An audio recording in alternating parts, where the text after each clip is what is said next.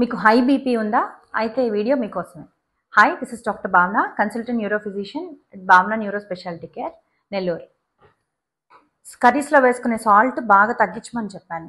కొంతమంది ఏంటంటే అన్నం సాల్ట్తో ఉడకబెట్టుకుంటారు, లేదు అంటే రసంలో ఎక్స్ట్రాగా సాల్ట్ వేసుకుంటారు, పెరుగులో ఎక్స్ట్రా సాల్ట్ వేసుకుంటారు. సో ఈ సాల్ట్ అంతా కట్ షార్ట్ చేయమని చెప్పాను. కుదరదన్నారు.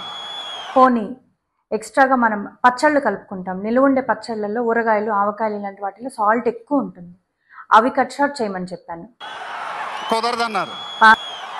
వాకింగ్, ఎక్సర్సైజ్, యోగా ఇట్లాంటివి అలవాటు చేసుకోమన్నాను డైలీ రొటీన్లో. ఇవన్నీ చేసినా చేయకపోయినా బీపీ టాబ్లెట్ అయినా డైలీ వేసుకోమని చెప్పాను. కుదరదన్నారు. ఏవి పాటించకుండా బీపీ టాబ్లెట్స్ హెడేక్ వచ్చినప్పుడు కానీ, లేకపోతే తల తిరగటము, తోసేస్తున్నట్టుంది ఇలాంటి సందర్భాల్లో, అంటే ఇలా లక్షణాలు కనిపించినప్పుడు ఒక్కటే బీపీ టాబ్లెట్ వేసుకోవటం వల్ల బీపీ అనేది కంట్రోల్డ్గా ఉండకుండా ఫ్లక్చువేటింగ్గా ఉంటుందండి.